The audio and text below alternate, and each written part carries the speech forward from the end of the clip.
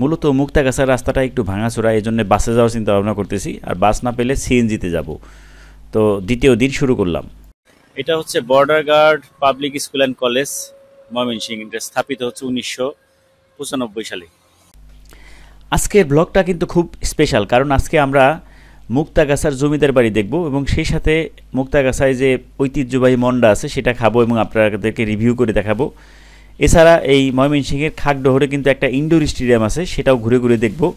তো যারা আমাদের ভিডিওটা এখনও লাইক দেননি তারা লাইক দিয়ে ভিডিওটা দেখা শুরু করে দিন। আমরা কিন্তু অনেক সময় লক্ষ লক্ষ টাকা খরচ করে বিদেশ ঘুরতে যাই। বিদেশ ঘোরাটা দোষের নয়, তবে আমার মতে আগে আমাদের নিজের মাতৃভূমি বাংলাদেশটাকে ঘুরে দেখা উচিত। তো মুক্তাগাছার রোডে চারদিকের যে প্রকৃতি কত সুন্দর, মাশাআল্লাহ। আসলে বাংলাদেশটা আগে আমাদের ঘুরে দেখা উচিত। এরপর আল্লাহর সৃষ্টি দেখার জন্য পৃথিবীর কোনায় কোনায় ছুটে যাব ইনশাআল্লাহ। খাগড়হর বাজার থেকে মুক্তাগাছা শহরে আমরা সিএনজিতে করে জনপ্রতি 30 টাকা খরচ করে নেমে পড়লাম। এরপর আরেকটা ব্যাটারি চালিত অটোরিকশায় উঠে মুক্তাগাছা জমিদার বাড়ির উদ্দেশ্যে রওনা হয়ে গেলাম। মুক্তাগাছা বাসস্ট্যান্ড থেকে একটু শহরের ভিতরের দিকে মূলত স্মৃতি কলেজের পাশে হচ্ছে মুক্তাগাছা জমিদার বাড়ি। তো আমরা যে হ্যালো বাইকে গেছি জনপ্রতি 10 টাকা করে ভাড়া নিছে, খুব একটা দূরে না। এবং যেতে যেতে ওনার কাছ থেকে মুক্তাগাছার মন্ডার যে মূল দোকানটা সেটা সম্পর্কে একটু জেনে নিলাম এবং একটু দাঁড়িয়ে উনি আমাদেরকে দেখালেন যে কোথায় এই লোকেশনটা। মুক্তাগাছা জমিদার বাড়ির একদম কাছেই। তো গাইজ দেখতে পাচ্ছেন যে আমাদের সিএনজি ড্রাইভার গাড়িটা থামালেন এবং দেখালেন ওই যে শহীদ স্মৃতি যে নির্মাণাধীন কলেজ দেখতে পাচ্ছেন, এই কলেজের পিছনেই মূলত সেই মন্ডার দোকানটা। তো যাই হোক, তারপর আমাদের গাড়িটা একটু এগিয়ে চললো। সামান্য একটু আগানোর পরই আমরা পেয়ে গেলাম ঐতিহ্যবাহী মুক্তাগাছার জমিদার বাড়ি। আমরা এই মুহূর্তে চলে আসলাম মুক্তাগাছা জমিদার বাড়ির সামনে আছি, ভিতরে ঢুকে দেখবো আর কি। তো ভিউয়ার্স, গত বছর আমরা যখন শশীলজে ঢুকছিলাম ওইখানে কিন্তু টিকিট লাগছিল, কিন্তু এখানটা দেখলাম একেবারে উন্মুক্ত, এখানে কোনো টিকিট লাগে না, সরাসরি আপনি ঢুকে যেতে পারবেন। অবশ্য ভিতরে পাহারা হিসাবে দেখলাম আনসার আছে এবং ভিতরে একটা আনসার ক্যাম্পও চোখে পড়ল। তো গাইজ, আমি আপনাদেরকে পুরো এরিয়াটা ঘুরিয়ে ঘুরিয়ে দেখানোর চেষ্টা করব।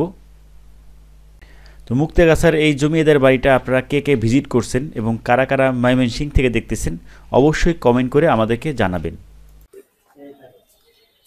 আসলে ভিউয়ার্স, আগেকার যে কারুকার্যগুলো, আগেকার যে কাজ কতটা মজবুত করা দেখেন, এতদিন পরেও কিন্তু এই মুক্তাগাছা জমিদার বাড়ি কত সুন্দর দাঁড়িয়ে আছে এবং আগেকার স্ট্রাকচার বা ডিজাইন কত সুন্দর ছিল।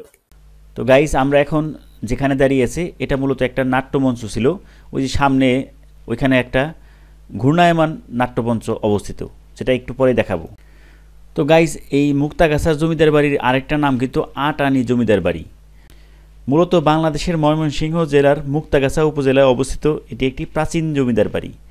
ময়মনসিংহ থেকে 16 কিলোমিটার পশ্চিমে ময়মনসিংহ টাঙ্গাইল ও ময়মনসিংহ জামালপুর মহাসড়কের সংযোগস্থল হতে মাত্র 1 কিলোমিটার উত্তর পূর্ব দিকে মুক্তাগাছার রাজবাড়ির অবস্থান। মূলত মুক্তাগাছার তদানীন্তন জমিদার ব্রিটিশ কর্তৃক প্রথমে রাজা এবং পরে মহারাজা উপাধি পেয়েছিলেন। ওই সময়ের যারা নির্মাণ শ্রমিক ছিলেন তারা কতটা দক্ষ ছিল এই ধরনের স্থাপনাগুলো দেখলে সহজেই কিন্তু অনুমান করা যায়, কারণ এত বছর ধরেও কিন্তু ঠায় দাঁড়িয়ে আছে এই সুন্দর কাঠামোগুলো।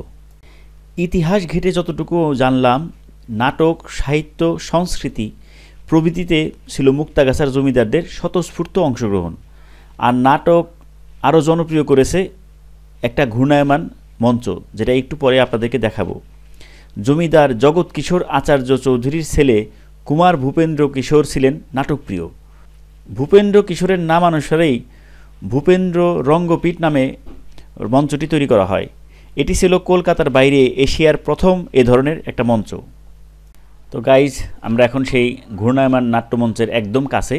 এটা দিয়ে খুব সম্ভবত এই চাকতিটা ঘোরানো হতো। তো দেখেন, সেই কাঠের নির্মিত সেই ঘূর্ণায়মান মঞ্চটা এখনও কিন্তু আছে, নেই শুধু সেই সময়ের জমিদারি। তবে এই আট-আনি জমিদার বাড়িটা একটু ভিতরের দিকে হওয়াতে এখানে দর্শনার্থী খুব একটা চোখে পড়ল না।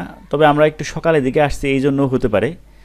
তবে শশীলজটা ময়মনসিংহ শহরের মাঝখানে হওয়াতে ওইখানে অনেক বেশি দর্শনার্থী চোখে পড়ল।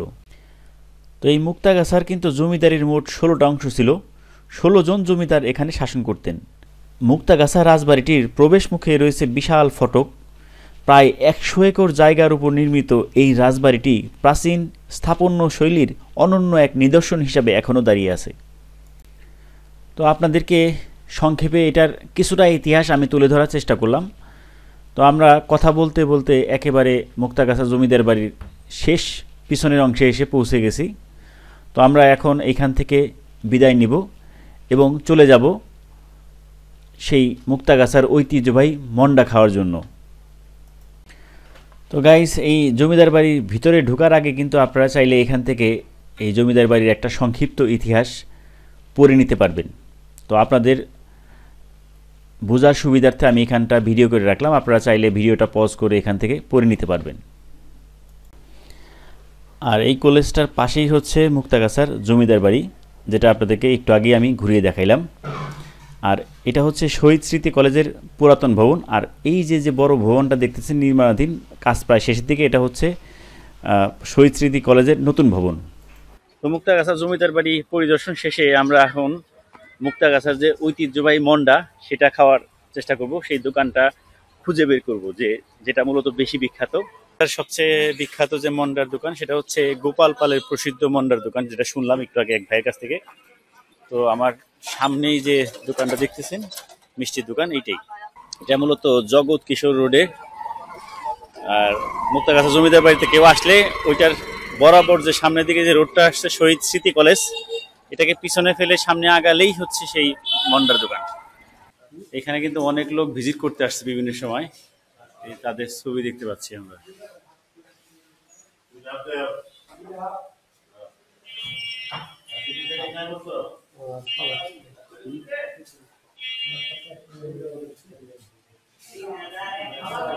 এটা হলো গোপাল পালের প্রসিদ্ধ মুক্তাগাছার মন্ডা। এটা জিআই পণ্য, অর্থাৎ এদের নিজস্ব পণ্য হিসাবে স্বীকৃতি পাইছে। তো আমাদেরকে একটু 3 পিস দিয়ে আমরা খেয়ে দেখি আর কি আপনাদের মন্ডা কেমন। ও, নিয়ে যাবো না, সেলফ সার্ভিস। তো এই মন্ডাটা মূলত 700 টাকা কেজি আর 35 টাকা পিস। তো আমার এই যে ছোট ভাই খুললো, তো এখানে 3 পিস মন্ডা আছে, যেহেতু আমরা 3 জন ঘুরতে আসছিলাম, আমি, আমার কাকা আর এই যে ছোট ভাই। তো মন্ডাটা হাতে নিলাম এবং খেয়ে দেখার পালা। তবে আমি যে ব্যাটারি চালিত রিক্সায় আসছিলাম, ওনারা যেটা বললেন যে এই মন্ডাটার আগে যে স্বাদটা ছিল এখন আর আগের মতো পাওয়া যায় না, এখন নামেই চলতেছে। তো এই জন্য কিছুটা উৎকণ্ঠায় ছিলাম। তো ভাবলাম একটু খেয়ে দেখি। আসলে সবার কাছে যে স্বাদ একরকম লাগবে এমনও তো কথা নেই। তো এখন খেয়ে দেখার পালা। বিসমিল্লাহির রহমানির রহিম। তো মন্ডাটা একটু মুখে দিলাম। তো আমার আজকের যে মন্ডাটা খাওয়ার অভিজ্ঞতা হচ্ছে, এটা একটু মিষ্টি বেশি মনে হইতেছে আমার কাছে, এবং আমার কাছে অ্যাভারেজ লাগছে, খুব বেশি ভালো লাগে না, আবার খুব খারাপও লাগে নাই। সেই তুলনায় আমার কাছে মনে হয়েছে মানিকগঞ্জে যে পাগলার দোকানের মিষ্টি বা মদিনার দোকানের মিষ্টি, সেগুলোর কোয়ালিটি আমার কাছে এর থেকে বেশি ভালো মনে হয়েছে। গাইস, তো এখানে যার মূর্তি আপনারা দেখতে পাইলেন, উনি হচ্ছে মূলত গোপাল সাহেব, এবং ওনার জন্ম হচ্ছে 1206 বঙ্গাব্দে এবং মৃত্যু হচ্ছে 1314। অর্থাৎ দীর্ঘ সময় কিন্তু উনি এই মন্ডার ব্যবসা করছেন এবং তার অনেক নাম ডাক ছিল। তো আমরা মন্ডা খেয়ে আবার খাগডহর বাজারের উদ্দেশ্যে রওনা হইলাম। আমাদের পরবর্তী গন্তব্য হচ্ছে খাগডহর বিজিবির ইনডোর স্টেডিয়াম। সত্যি কথা হচ্ছে, মুক্তাগাছার মন্ডা খাওয়ার পর কেমন ধরনের লাগতেছিল, মানে মুখটা ভালো লাগতেছিল না, মানে তো এই জন্য মুখের স্বাদ চেঞ্জ করার জন্য হচ্ছে ব্রহ্মপুত্র নদের পাড়ে দাঁড়িয়ে এক কাপ রং চা খাচ্ছে। ওই যে খেয়া নৌকা অলরেডি চলে আসছে, এটা দিয়ে আমরা উপর যাব। তো ভিডিওটা যেহেতু অনেক বড় হয়ে যাচ্ছে, তাই আজকে এখানেই শেষ করলাম। পরবর্তী পর্বে আপনাদেরকে দেখাবো আমি ব্রহ্মপুত্র নদ পাড়ি দিয়ে কিভাবে উপারে সেই বিজিবির ইনডোর স্টেডিয়ামটা দেখলাম, এবং পাশাপাশি রাতের বেলায় ছোট বোনের বাড়িতে খাওয়া, ময়মনসিংহ শহরের বড় মসজিদ সহ আশেপাশের অনেক ইন্টারেস্টিং বিষয় আপনাদের সামনে তুলে ধরার চেষ্টা করব। তো সবাই ভালো থাকবেন, আল্লাহ হাফেজ।